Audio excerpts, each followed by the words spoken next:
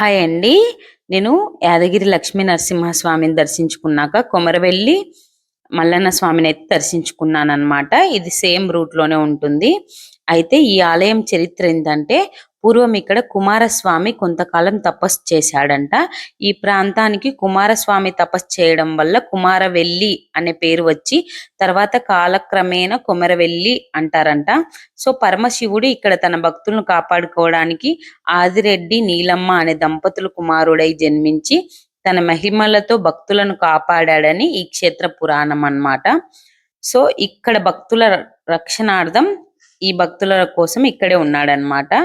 So, అందుకని ఇక్కడ భక్తులచే కొమరవెల్లి మల్లన్న అని పిలుస్తారు. ఇంకొకటి ఏందంటే ఇక్కడ మల్లికార్జున స్వామి శివుని సాధారణ ప్రతిరూపమైన లింగ రూపంలో కాకుండా గంభీర ఆకారంలో నిలువెత్తు విగ్రహంగా దర్శనమిస్తారండి. నిజంగానే లింగం లాగా లేదు, గంభీర ఆకారంలో కనిపిస్తారు ఇక్కడ దేవుడు.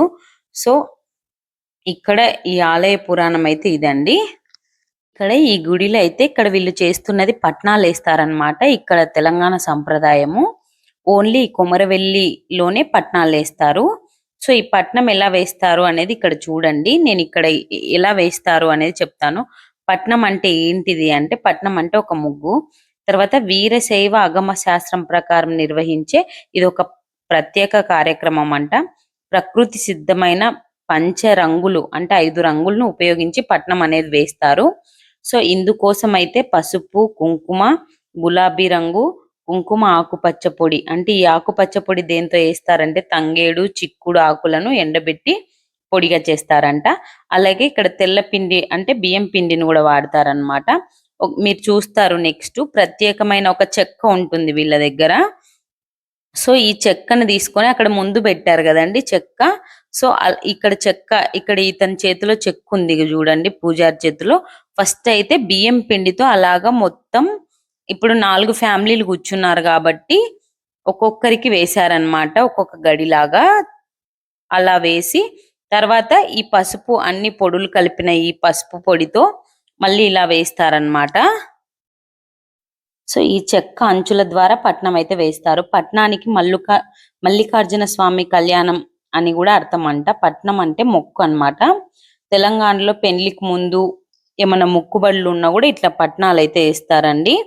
ఈ ఈ మల్లన్న స్వామికి వేసే పట్నాలు అనేవి 3 రకాలంట. నిడివి కొలతను బట్టి ఒక్కో పట్నం ఇక్కడ చూస్తున్నారు కదా మీరు, పట్నం ఎలా వేశారో. సో, ఒక్కో పట్నం వేయడానికి దాదాపు గంట నుంచి 5 అంటే పెద్ద పెద్దవి అయితే 5 గంటలు పడతాయి. సో, చిన్న చిన్నవి ఇక్కడ నేను చూపించేది అయితే చిన్న చిన్నవి అన్నమాట. సో, ఈ కొమరవెల్లి ఆలయాల్లో భక్తులు అనేవి బస చేసిన ప్రదేశంలో బోనం మీకు చూస్తున్నారు కదా ఇక్కడ ఎదురుగా. ఇక్కడ ఈ బోనంలో వాళ్ళు ఇంటి దగ్గర నుండే బెల్లమన్నం ప్రసాదంగా వండుకొని అక్కడ నుండి దీపం వెలిగించుకొని బోనం అయితే తీసుకొని వస్తారు టెంపుల్ కి. సో, ఆలయంలో ఇక్కడ ఒక చెట్టు ఉందండి పైన, నేను నిలబడిన కాడ. అది నేను మీకు సరిగ్గా చూపించానో లేదో. సో, ఈ గంగరేగు చెట్టు సమీపంలో వేసే పట్నాన్ని నజర్ పట్నం అంటారంట. ఆలయం లోపల మండపం ఇది ఇక్కడ వేసేది మండపం దగ్గర వేసే పట్నం అండి. ఇది ముఖ మండప పట్నం అంటారు. వీటితో పాటు మహాశివరాత్రి ఇతర ప్రత్యేక సందర్భాల్లో పెద్ద పట్నం అంటే పెద్దగా, బాగా పెద్దగా వేస్తారంట అండి. ఈ కొమరవెల్లి మల్లన్న జాతర అప్పుడు శివరాత్రి అలాంటి ప్రదేశాల్లో పెద్ద పట్నం వేస్తారంట. అప్పుడు జాతర జరిగేటప్పుడు ఇప్పుడు సండేస్ అంత జరుగుతుంది. ఇప్పుడు మామూలుగా నేను శుక్రవారం పోతేనే చాలా మంది ఉన్నారు. సండేస్ పోతే అసలు మనము దర్శనమే చేసుకోలేమండి. బట్ టెంపుల్ అయితే 1 కు క్లోజ్ చేసి మళ్ళీ 3 కి ఓపెన్ చేస్తారు. మేము ఇక్కడ 3 కి టెంపుల్ ఓపెన్ చేస్తారనే లోపు నేను ఇక్కడైతే పట్నం ఎప్పుడు చూడలేదండి. ఇట్లా ఎప్పుడు ఎలా వేస్తారు, ఈ పూజ ఎలా చేస్తారు అనేది. సో, నేనైతే ఇక్కడ అది చూస్తా ఉన్నాను అన్నమాట. సో, ఈ పెద్ద పట్నం అంటే బాగా జాతర ఉన్నప్పుడు పెద్ద పట్నం వేస్తారంట.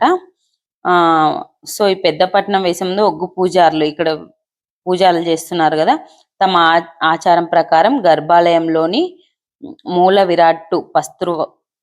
విరాట్ స్వామికి పట్టు వస్త్రాలు అనేవి సమర్పిస్తారంట. ఆ తర్వాత స్వామి వారిని పల్లకిలో ఊరేగింపు తీసుకెళ్లి కోనేట్లో స్నానం ఆచరింపజేస్తారు. అంటే ఇదల్లా జాతర జరిగేటప్పుడు జరుగుతుంది.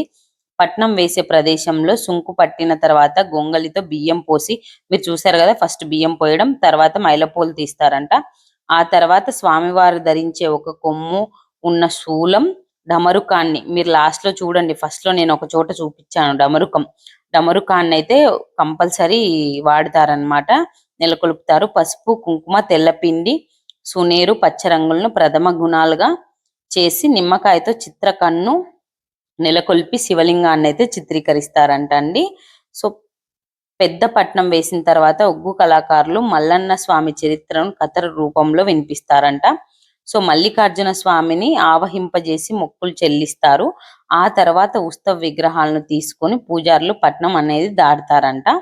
సో వారి తర్వాత శివస్థుతులు పట్నం పై నుంచి నడుస్తారంట. ఆ పట్నం ఏదైతే వేశారో అట్లా జాతర అయితే ఇలా జరుగుతుందంట. ఈ వేడుకను చూసేందుకు పట్నం ముగ్గు పొడిని సేకరించుకునేందుకు భక్తులు అయితే చాలా మంది పోటీ పడతారంటండి. సో పట్నాలు అయితే ఇలా వేస్తారు.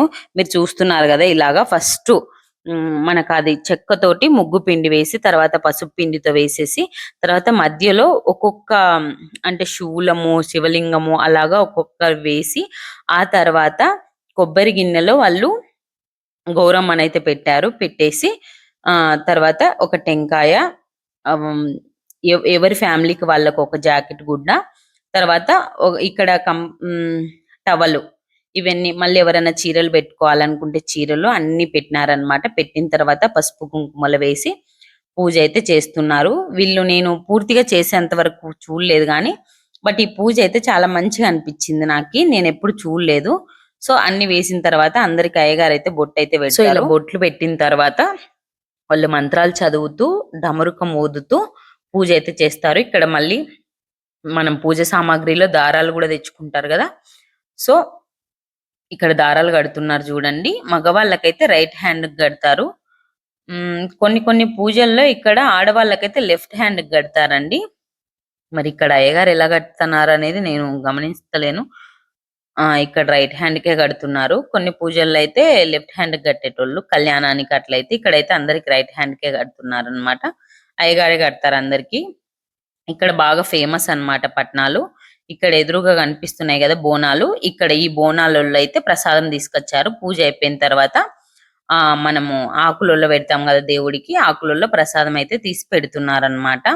నేనైతే ఇంతవరకే చూశాను. ఇంకొద్దిసేపు ఉందాం అనుకున్నా కానీ అప్పటికే క్యూ చాలా ఉందండి. ఇక్కడ సండే బాగా జాతర జరుగుతుంది. ఇక్కడైతే డమరుకం ఊదుతున్నారు. సౌండ్ నేను అక్కడ అంత సౌండ్ తీసుకుంటారని నేను బంద్ చేశాను. వాళ్ళు మంత్రాలు చదువుతూ డమరుకం ఊదుతూ పూజ అయితే చేస్తారనమాట. నేను చూసిన వరకైతే సింపుల్ గా ఇంతవరకే చూశాను పట్నాలు. జాతర జరిగేటప్పుడైతే చాలా పెద్దగా చాలా బాగా చేస్తారంట. ఇక్కడ వాళ్ళకి మాత్రం అంటే కరీంనగర్, సిద్దిపేట ఇక్కడ వాళ్ళు మాత్రం బాగా ఇక్కడ పట్నాలు అయితే బాగా వేస్తారనమాట. ఇక్కడ ఫేమస్ అన్నమాట ఈ దేవుడు కొమరవెల్లి మల్లన్న స్వామి. శివుడే కానీ ఉగ్ర రూపంలో ఉంటారనమాట ఆ దేవుడు. సో చరిత్ర అయితే నాకు తెలిసినంత వరకు ఇంతే. నాకు తెలిసినంత వరకే చెప్పానండి నేను గూగుల్లో చూసి. ఇంకా దేవుడి గురించి అంటే కథలు అవన్నీ ఉన్నాయి. నాకు తెలియదు, నేను కొత్త కదా ఈ ఊరికి. సో ఇంతవరకే చూశాను నేను. అప్పటికే చాలా మంది జనాలు వెళ్ళిపోయినారనమాట. ఇక్కడ మేము క్యూ లైన్ లోకి వచ్చేసాము. వాళ్ళది ఇంకా పూజ అయితే పూర్తి కాలే. నేను కొంచెం వరకే షూట్ చేశాను అనమాట. ఇక్కడ కొండలోనే ఉన్నాడనమాట ఇక్కడ కూడా శివుడు. సో ఇక్కడైతే టెంపుల్లోకి వచ్చాను. బట్ లోపల గర్భగుడి దేవుళ్ళు ఫోటో తీస్తే సెల్ తీసుకుంటారంట. అందుకని నేను ఇది టెంపుల్ బట్ నేను దేవుణ్ణి అయితే తీయలేదు. సో ఇక్కడ వరకే తీసాను. ఇక్కడ నుండి మళ్ళీ మేము కిందికి వచ్చేసినాం అనమాట. కిందికి వచ్చేసి ఇంకా బయటకు వచ్చేసినాము. ఇక్కడ నుండి బయటికి వచ్చే దారి అనమాట. ఇది ఆలయం యొక్క మెయిన్ గోపురం అన్నమాట. సో ఈ గుడి అయితే చాలా బాగుంటుందండి. ఎప్పుడన్నా ఒకవేళ మీరు యాదగిరి నరసింహస్వామి టెంపుల్ కి వచ్చినప్పుడు ఈ టెంపుల్ కూడా దర్శనం చేసేసుకోవచ్చు, రెండు ఒకటేసారి. కొంచెం గూగుల్లో కొడితే మనకు మ్యాప్ అయితే చూపించేస్తుంది. చూసుకొని మళ్ళీ హైవే ఎక్కేసి హైదరాబాద్కి అయితే వెళ్ళొచ్చు. తీసుకునేసరికి మా నితీష్ అయితే ఇంకెక్కువ అలసిపోయినాడు. నా మీదనే పడుకొని నిద్ర కూడా పోయినాడు. అసలు ఈవినింగ్ అయిపోయింది. ఎండకి మా ఫేసులు చూడండి ఎంత వాడిపోయినాయి. ఈ వీడియో నచ్చితే లైక్ చేయండి, షేర్ చేయండి.